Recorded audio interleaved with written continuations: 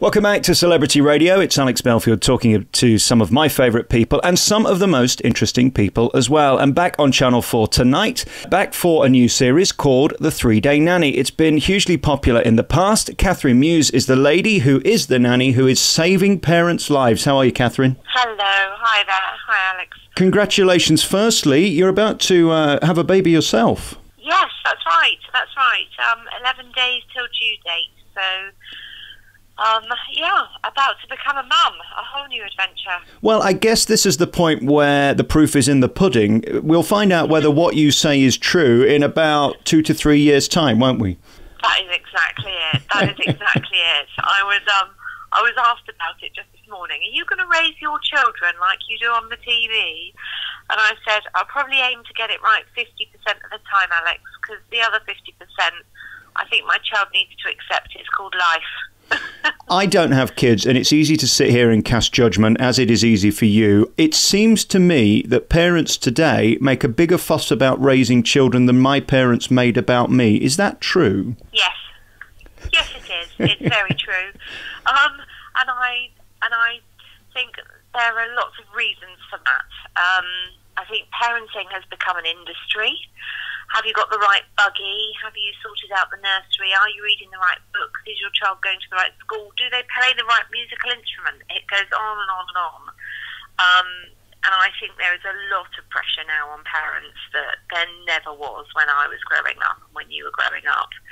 So yes, I think parents have it harder now. Even to the point when these parents are deciding in what month they get up the duff so that their child has an advantage at school. It is ludicrous. I mean, it's no longer about making a baby. It's almost like making a product. I don't know that I agree with that so much. I think it's just something that people are thinking about more.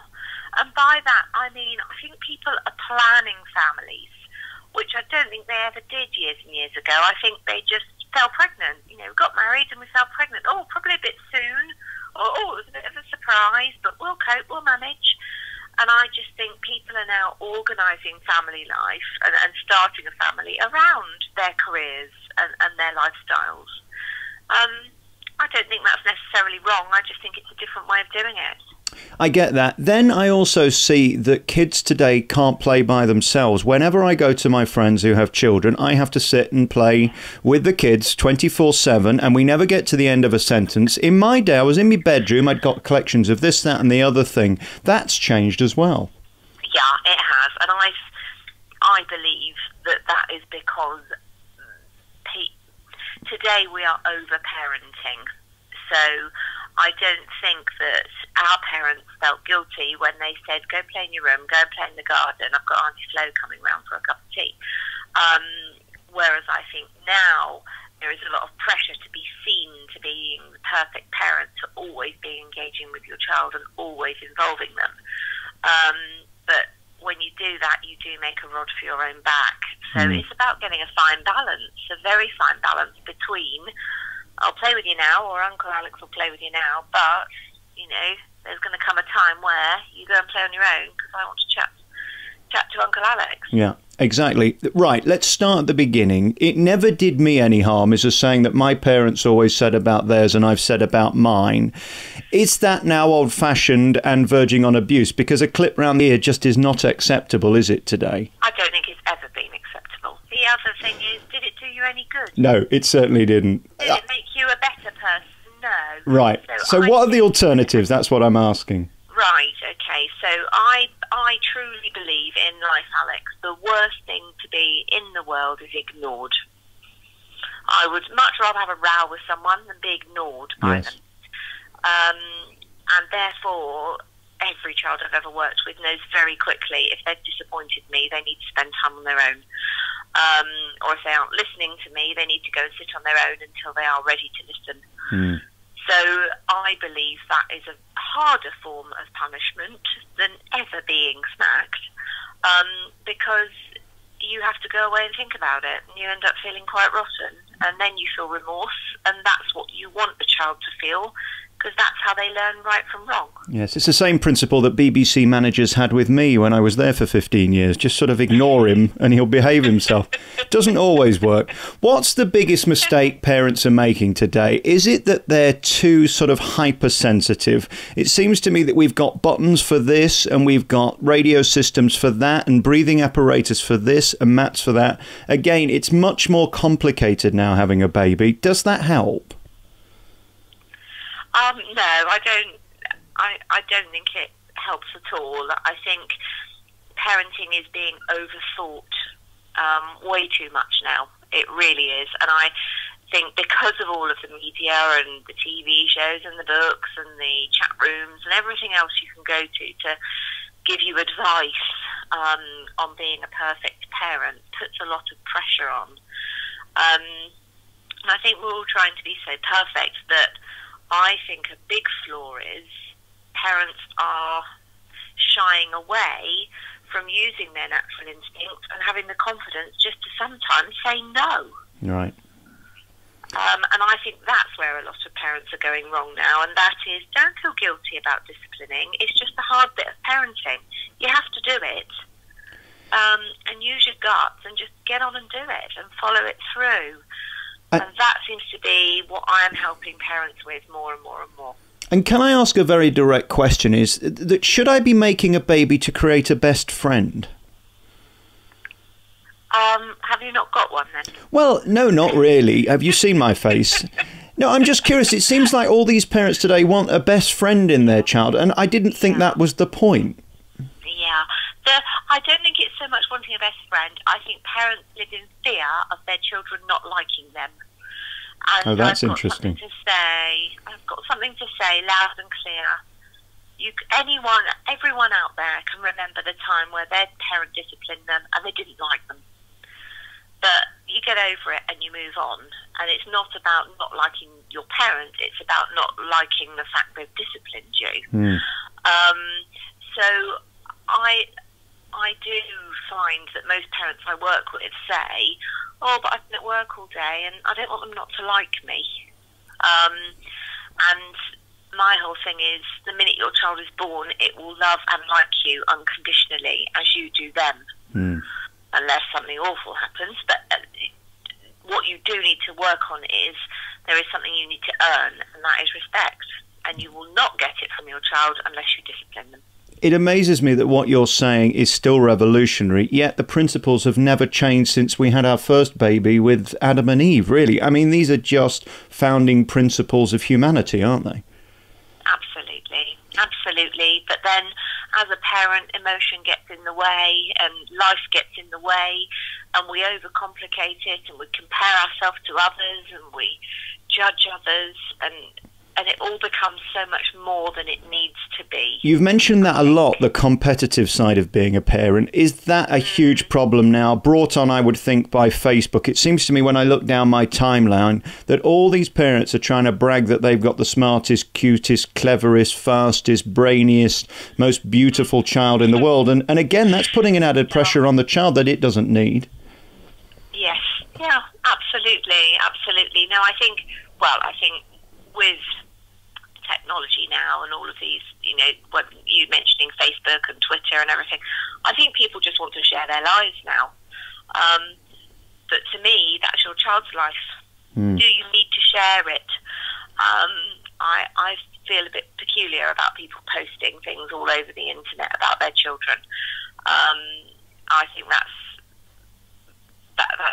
something that I don't necessarily feel is necessary. Well, you see, I was an ugly child, and I'm just glad that I'm 35 now, and none of my child pictures exist online. They can't be found. But the trouble is, when my kids are going to be 35, every single thing they've done is going to be catalogued on Google. It is concerning, not only from a human perspective, but from a privacy perspective, it is concerning. I don't think people have thought of the longer impact and sort of, when you're 40 years old, do you really want your first time that you were sitting on the toilet having a poo? It's inappropriate. But they do, don't they, Kathryn? You must have seen these pictures. Yeah, Yeah, I mean, yes, I do, and I think a lot of people don't stop and think. You know, they've got their mobile phone and a funny moment has occurred, and before you know it, they've clicked and sent. But I guess that it's just going to be the norm, isn't it, for children, that everything is on a screen and everything is accessible, and they will know no difference.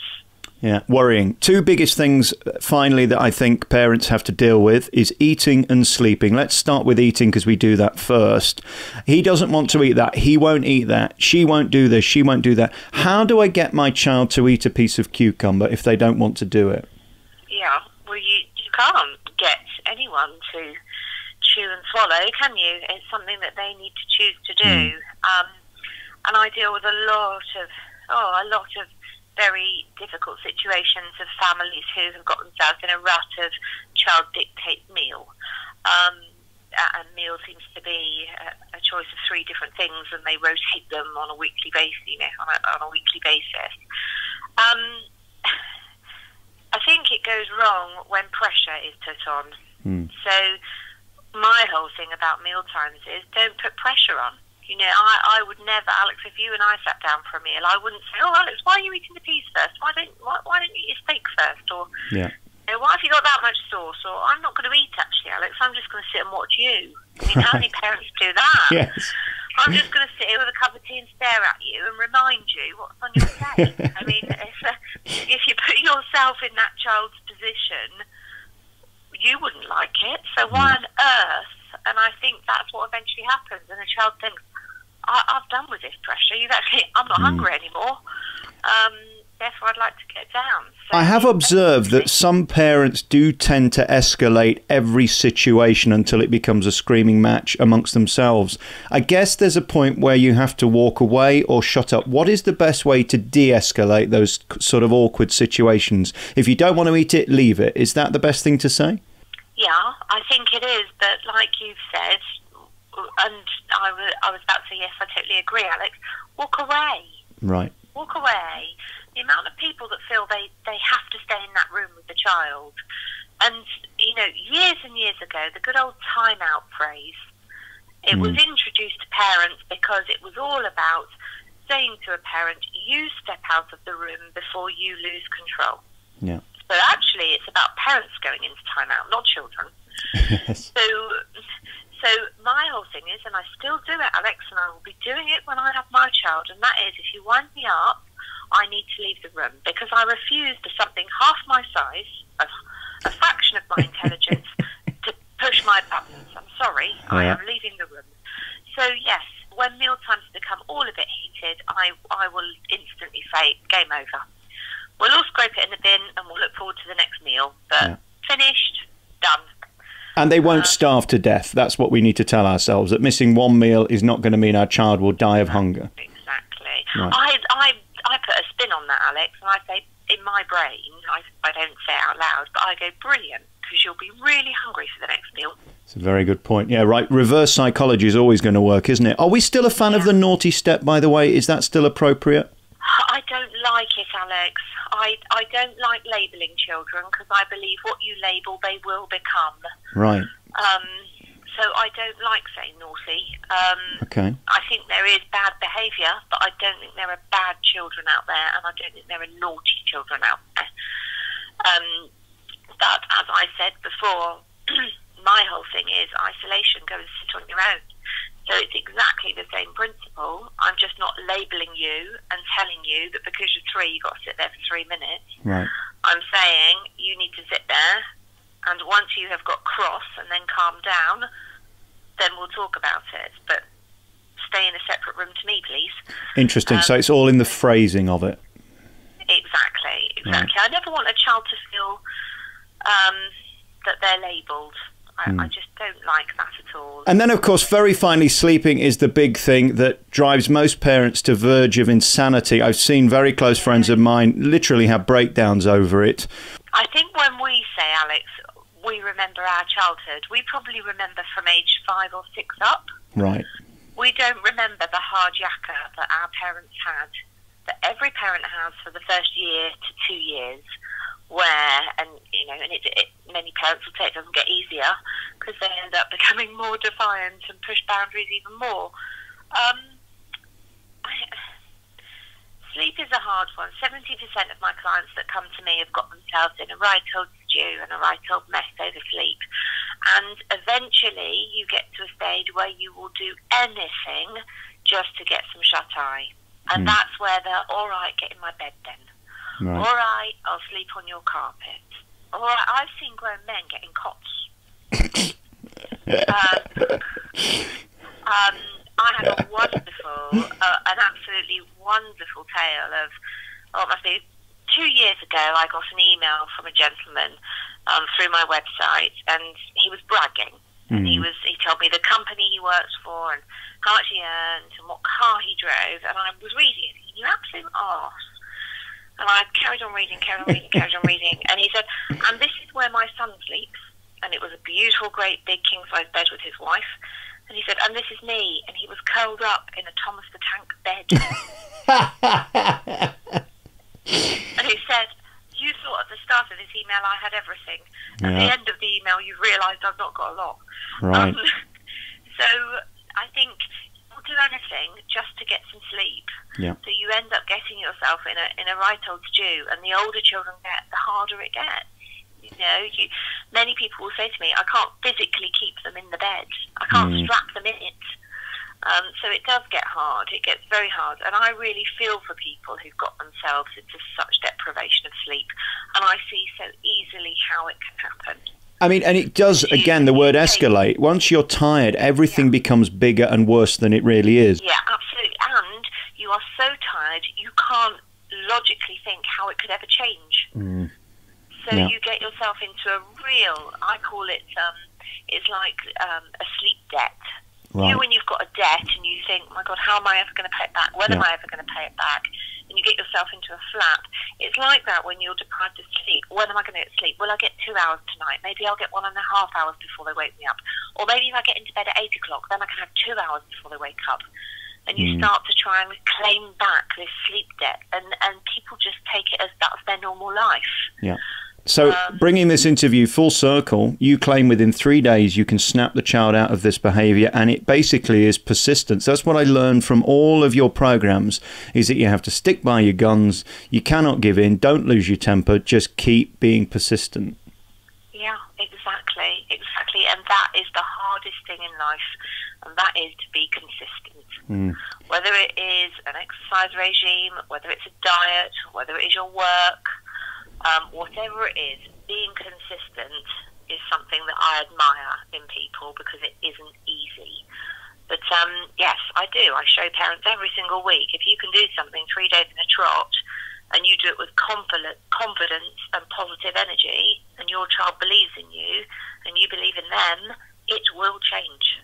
I love your persona on TV. I love how you come across. You're so much more gentle than some of the other people doing it, and you do it with great compassion. I wish you all the best with your new baby. The 3 Day Nanny returns to Channel 4 tonight, Tuesday nights. It must be great being you right now because, I mean, you just get to solve people's biggest issues in their lives, and you literally are changing their lives, aren't you? Yeah, it is a wonderful feeling. It is, and I have not yet stepped out of the front door after 3 days and had a tear. As well as punch the air and sort of click my heels.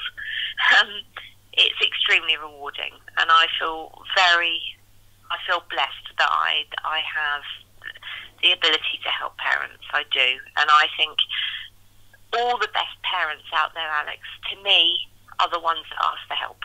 Because they know they're good parents, but they want to do it even better, and they want the best for their children.